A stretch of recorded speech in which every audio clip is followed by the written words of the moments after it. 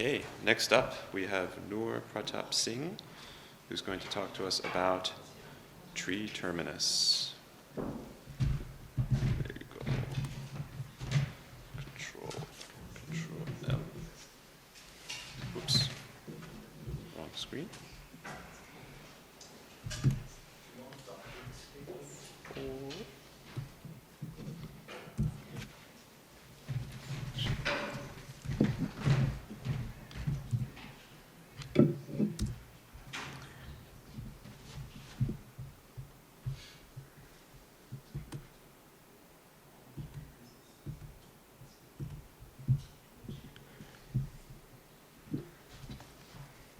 Sure.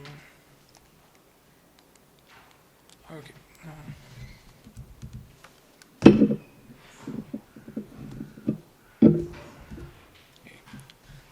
So, hi everyone. I'm Noor. I'm a PhD student in the combined lab that is led by Dr. Patro at the University of Maryland. Today, I'll be talking about TreeTerminus, which is a method that outputs transcript trees for an RNA-seq experiment. This work has been done in joint collaboration with Dr. Mike Love at University of North Carolina, Chapel Hill. So just to give a brief background, so there exist many multi-mapping leads in an RNA-seq experiment. A primary cause is alternative splicing. So we all know that a gene can exhibit multiple isoforms, effectively occurring because based on the inclusion or the exclusion of the different exons during the formation of the mature mRNA. Now, when we are sequencing, especially using short reads, the length of the read or the fragment is often smaller than the transcript length. And when we are trying to back it back to the transcriptome, it can map to the common regions within the different transcripts. So we are never sure about the true locus of origin of that particular fragment. Now, this thing directly boils down to the problem of quantifying the abundance estimates of a transcript, and it is a well-studied problem, and various solutions have been proposed for it. The common approach that has been taken is to probabilistically assign these fragments to the transcripts, and then when we have to, this often involves solving a likelihood function, which is optimized using either expectation maximization or VBEM. An important thing to note is that at the end, we get a point estimate as an output for the transcripts. But we also need to know that this is not one ground truth, because there also exists a lot of uncertainty in this inference procedure. A reason being that since we are using EM, let's say, we are optimizing this likelihood over a huge dimensional space, which is not always guaranteed to reach the global maxima.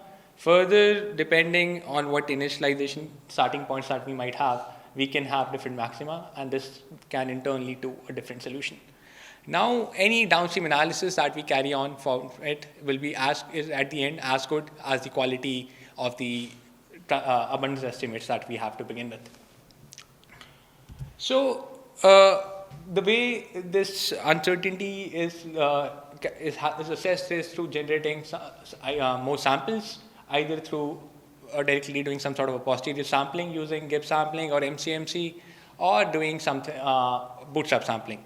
For the course of this presentation, I will refer to the additional samples that are generated using through either of these procedures as the inferential replicates.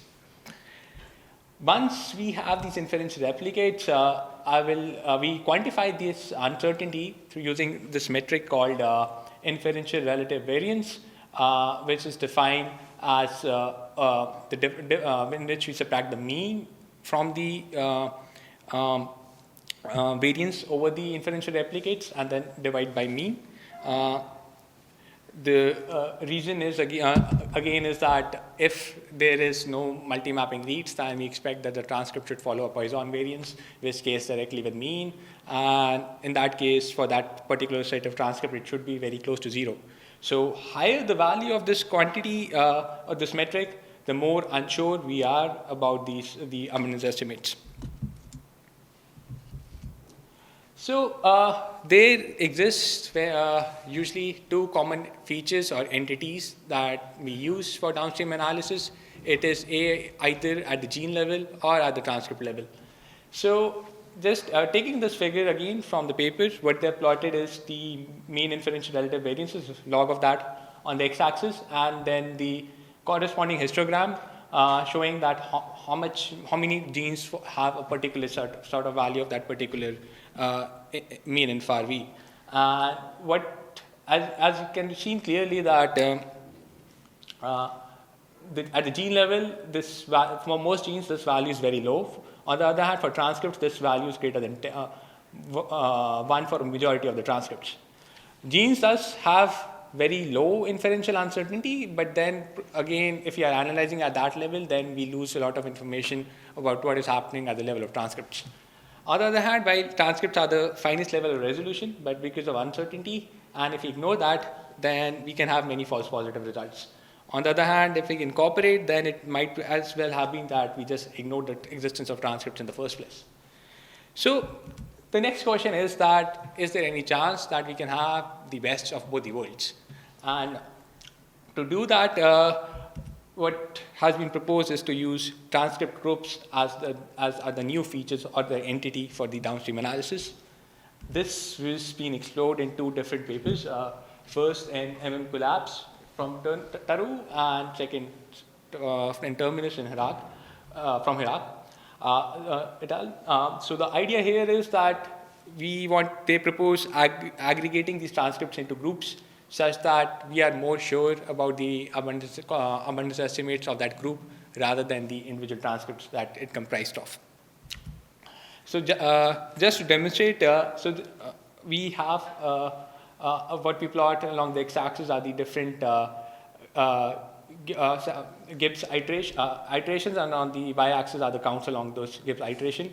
On the top is a terminus group consisting of two transcripts, and on the bottom, and the blue and the orange ones are the individual transcripts. And as you can see, that the variance associated with the terminus group is much lower than that of the transcripts.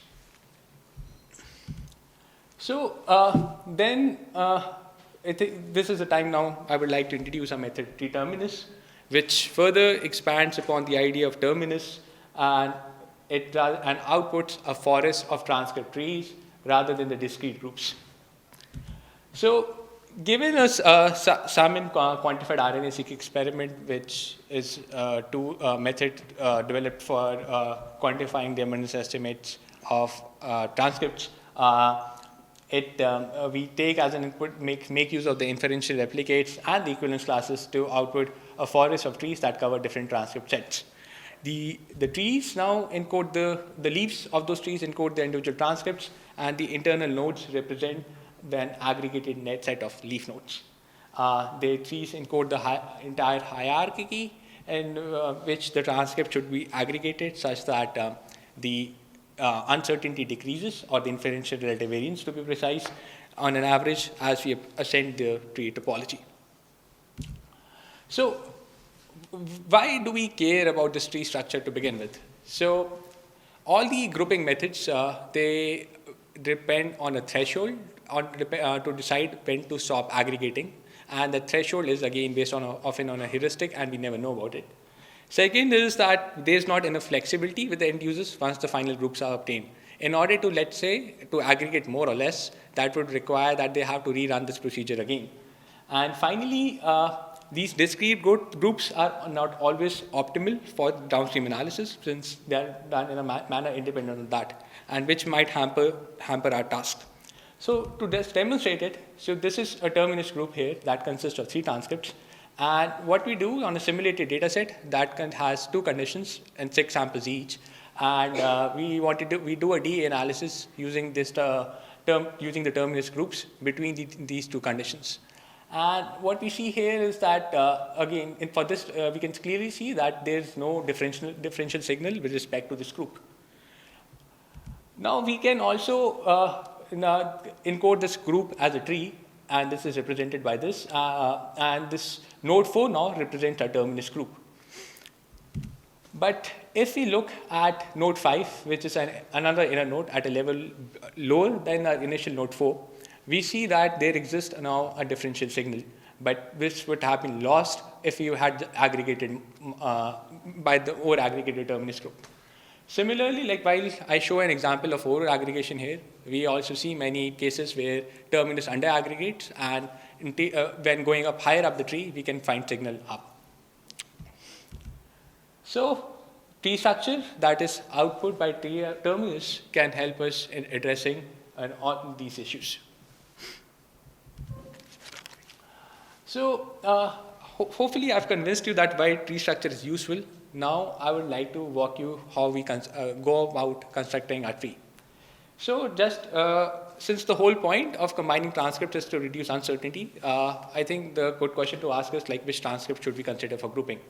The whole point is that the uncertainty is occurring is because the trees multi-map to those. So, and there's no point of grouping a set of transcripts that won't have any multi-mapping structure to begin with. So that's why what we look is to look at equivalence classes, and then we construct a graph on each set of all transcripts where an edge denotes that at least that pair co-occurs in at least one equivalence class. And the weight for that edge is denoted by quantity S, and it is computed by computing the difference between the inferential relative variance that is observed for that group, and from it we subtract the mean of the inferential relative variances of the constituent transcript or subgroups that have been merged. And reason being that is again that that edge would be better, that group would be, that pair of transcripts would be a good candidate if we find a great reduction in FRV. So lower the value for this reduction, the better that edge was with respect for our grouping. Now once this graph is constructed, we pass it through a procedure, tree generating procedure called B, which I'll describe next. So I'll walk you through an example. Let's say this is our graph that has been constructed, and in this toy example, we just have 4 transcripts. And what we have done is we have created edge weights again denotes those weights that denote the reduction. So whole point, we select the edge that has the lowest weight and collapse the constituent transcripts on that edge to form a binary tree.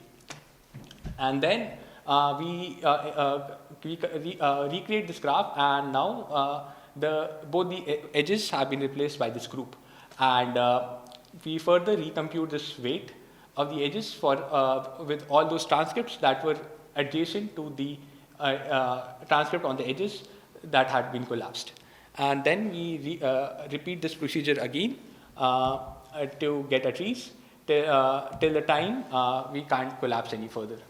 Now, while I was talking about, this looks like a single tree to you, but while I was talking for a forest, now reason that we can get a forest is because we might have disconnected components within the graph, or there might be another reason that we can't collapse the transcripts because of some conditions they don't meet. So in that case, let's say if somehow we couldn't have collapsed this, then we would have obtained a forest rather than a single tree as an output.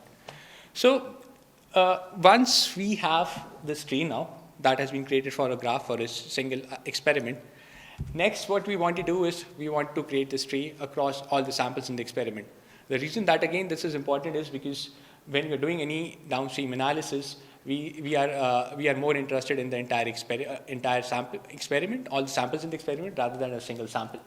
And so we want a tree that is sort of summarizes that goal of reducing InfRV across the set of samples. And for this, we provide 2 modes in a method. We call them as the mean and the consensus mode. So the mean tree goes by like this. So we create these graphs on each of the individual samples, and then what we do is just create a mean graph. By that I mean I compute the mean of the weights along the different edges across all the samples. Now, once this mean graph has been created, we pass it through our tree describing procedure B, which I described in the previous slide, and then we get the final tree from the method. So this is how we obtain the mean tree. The second mode that we provide is the consensus mode. Here, what we do is now for each graph on each sample, we first produce a tree on each of the samples, and then we pass it to something called a majority rule extended consensus algorithm. A consensus and then obtain the final tree. The idea of a consensus algorithm is that it summarizes any particular tree property that we care about to obtain the final tree. What we have specifically used an extended version of it.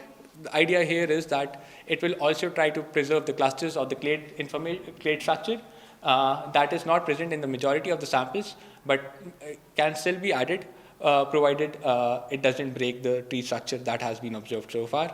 Reason again being is that if that structure is representative of a population that is a rare population that is not dominant, we still want to preserve that information with respect to that population. Finally, now we have a tree from the final tree from a given experiment, or forest of trees from a given RNA-seq experiment. Now, however, at the end, there are not many methods that take a tree or a forest as an input directly for doing the downstream analysis. So now to do that, what we do is first from the forest create a unified tree, and then what we do is we provide an ability to find a cut in the tree by solving for an objective function of the following form, where the metric represents any node property that can be computed for all the nodes in the tree. The cut again has this property that all the nodes in the tree, any two nodes in the tree don't have a direct ancestor or descendant relationship. And if you were to take the union of all the descendant transcripts of a given nodes in the cut, then we should cover the entire transcript set on which the tree was created. Now, this discrete cut group would now serve as the downstream features in our analysis. We explore two different objective functions in this study. In our study, in the first objective function that we care about is in which we want to minimize the weighted sum of mean infar v and height.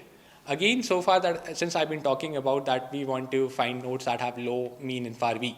So it makes sense to have a cut that follows this property, but it can be biased towards getting nodes at a high level, because as we climb up the tree, the infar v is bound to decrease. But then this might not then we might end up reaching at the level of a gene.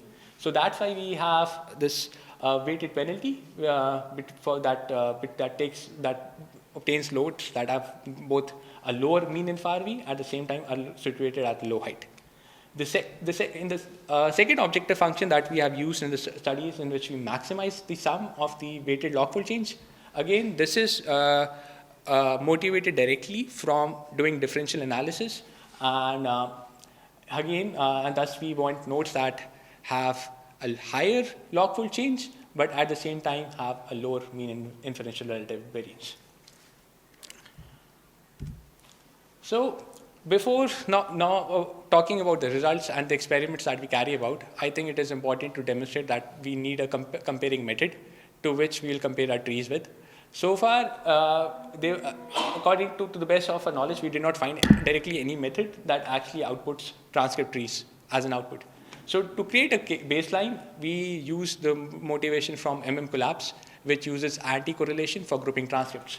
So using the anti-correlation computed between on the inferential replicates, we convert that into a distance metric and then pass it to an algorithm called UPGMA, which is again a well-known method for tree construction, but does a hierarchical clustering. And in a way, not exact, while not same, but has a similar motivation as how we construct trees in TreeTerminus. And then I show you the results. So the first thing that we want to look at is that how well our trees does in terms of inferential relative variance compared to the competing method. So what we have done is that we have taken nodes nodes in the tree and then plot the distribution of the mean infar v. This is again, we have used a simulated data set for this particular figure. And we also compare it when the features consist of transcripts and the genes. In this particular figure, I'm just looking at nodes that are situated at height 4. And both have mean and consensus trees have a relatively lower inferential relative variance compared to the tree that was obtained using an anti-correlation tree. And as expected, genes will have the lowest in FARV, and the transcripts will have the largest, have the highest uncertainty. So lower the better. It's just so that we are on the same page. And just to convince you that I just did not cherry pick an example, I have the nodes at different heights. And you see that across the different heights, we have this similar behavior where our TreeTerminus trees are doing better than the anti-correlation tree. We also now, another innovation with respect to terminus that we did was that we removed many of the conditions that it imposed for grouping the transcripts together. And if we chose to go ahead with those restrictions that terminus imposed, and then applied a consensus procedure, we again see that our current TreeTerminus trees do better than terminus if we had just gone directly with how terminus was used for constructing if the trees were constructing using the terminus filters. The second thing that we do look at as the total number of genes, the unique genes these nodes map to. Because at the end, if you are using these nodes, what we are actually interested is like for them to have some sort of a biological interpretation. They should ideally map to very few number of genes. Otherwise, if they are mapping to many different genes, then it's biologically the node that we get wouldn't make much sense. So we take an experimental data set that is obtained from chimpanzee, different tissues of chimpanzee brain, and build a tree on that data set. And what we see again is that, and what we apply to extract these number of genes, what we do, so that for a node, we extract all the transcripts and map those transcripts back to the genes. And then for on the x-axis are the total number of genes that can, those nodes, total number of genes that can be mapped to. And on the x-axis are the total number of nodes that map to that particular number of genes. So all the trees that are obtained using TreeTerminus have the highest, have the maximum number of nodes that map to unique gene. And if we look at all the nodes that are greater than, all the number of unique genes that are greater than equal to 4, we see that anti-correlation tree is now mapping to more than 1,000 genes, there are more than 1,000 nodes that are mapping to more than 4 genes, while this number is very less for the trees that are obtained through TreeTerminus. And it is important to know that we do not provide any annotation information when constructing the trees. So even then, we are preserving that less number of gene mapping structure. Finally, we do differential analysis using the cuts that are obtained on TreeTerminus. Again, we take the similar data set because we know the ground truth. And what we do is that, since I talked about the objective functions, so we obtain cuts, we have obtained cuts or distinct features using those cuts. Using those as features, I perform a DE analysis and compare it when those features consist of the gene, the transcripts, and the terminus groups. And I try at different FDR thresholds of 0.01, 0.05, and 0.1. And I call them DE based on that if after running our differential testing method, which we have used Swish in this, the constitute, call them true positive if the Q-adjusted P value is less than these nominal FDR thresholds. And then once I extract the positives, then based on the two labels that I have, I can compute the true positive rate and the false discovery rate. While I'm trying to compare these entities, it is important to note that the metrics is not directly comparable because we have different, the entities are different across the different features. Still, our OBGLFC cut, which maximizes the weighted log-fold change, has the highest TPR while always controlling for the FDR. On the other hand, genes have the lowest FDR. Terminus does definitely better than transcripts, but is not doing as well as the LFC cut, at least based on these metrics. However, as I said, since these metrics are not directly comparable, a good thing would be to look at that if there are any additional true positive transcripts that can be preserved by the terminus group, TreeTerminus groups that are not observed by the other methods. So what we find that our LFC cut maps to more than 2,200 true positive transcripts that are neither covered by either the terminus groups nor the transcripts. And while this number is only 278 that are unique to terminus but not covered by the LFC cut. So we are able to preserve signal to these many more transcripts which would have been lost otherwise. So to summarize, TreeTerminus is a one of its kind method that outputs a forest of transcript trees. These trees provides the end user with the flexibility to analyze data that at different layers of resolution.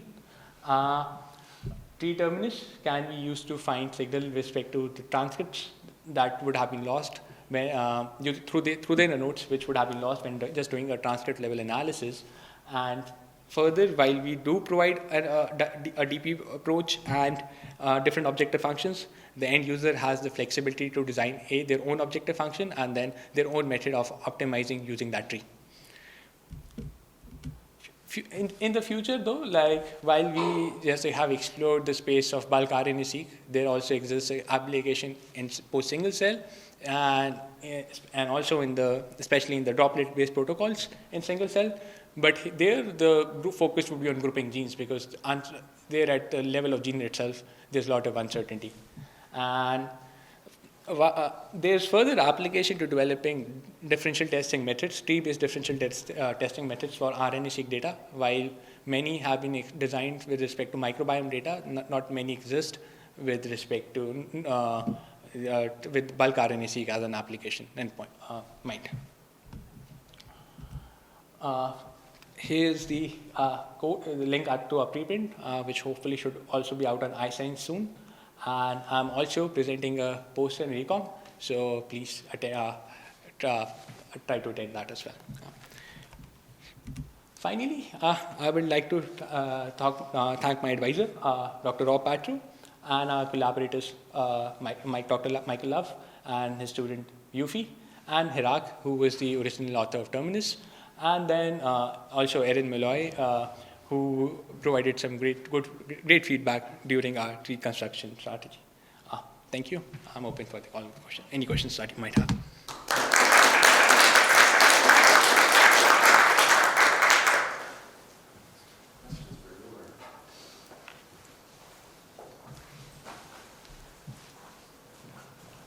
Thank you for the talk.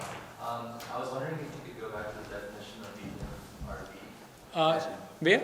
The inferential RB.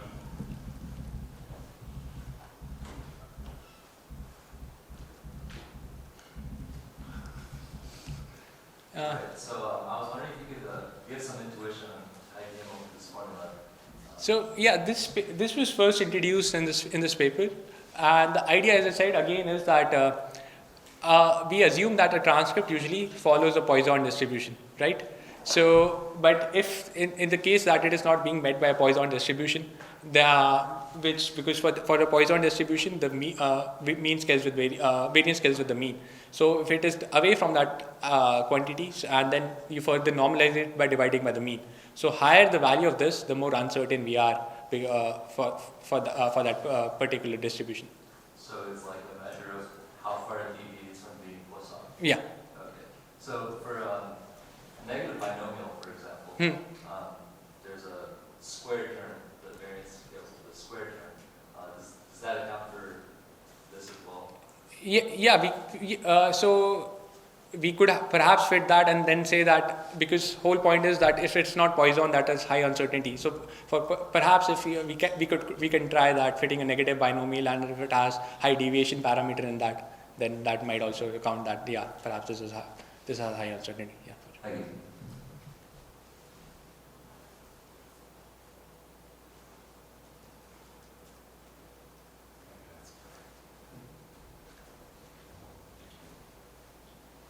Thank you very much. I wanted to ask about you said that annotation is not used, but I suppose that means it's not used as part of deciding how to build a tree, Yes. a forest. But the input is transcript level expression. Right? Yeah. So can you give an example? You were saying that one of the reasons it might form a forest is because there might be some constraint. Yeah. And that the other tools were different, and then Collapse. Yeah. collapse was different because it imposed a constraint. So what's an example of a constraint you might So- want to impose?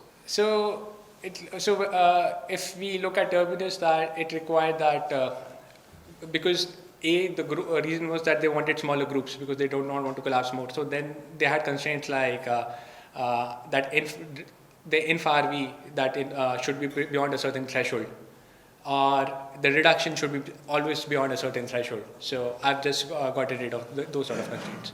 And reason I said about disconnected components is because I just showed one example in the graph, but as such, we'll have many thousand transcripts and not all of them will be connected. So this procedure kind of would be acting independently on each of the different connected components within the big graph. So because not. I just wonder, have you thought about whether to bring the annotation back in? Yeah. And because a constraint could be that you want to keep your groupings Within the same gene? with respect to whether they include or don't include some local splicing pattern, right? So if you kept your groups, So like if separate groups could represent mutually exclusive, splicing So- patterns. So currently, we do have, to simplify it, I did not talk about it. We do, in a method, we do have the option, let's say that you group just based on the same gene, but it's not hard to include any other specific grouping. Or like, let's say, if we also want to group alleles, because I just talked about transcripts, but we could also be doing an allele level analysis. So that's, we have those options in the method. Great. One question.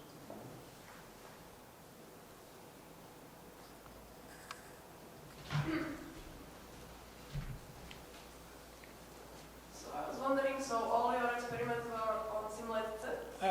On experimental as well. So do you have any plans to try it on real data? Yeah, so I did try it on real data as well. So if you see, when I talked about the mapping to genes, that was on the real data set. Okay.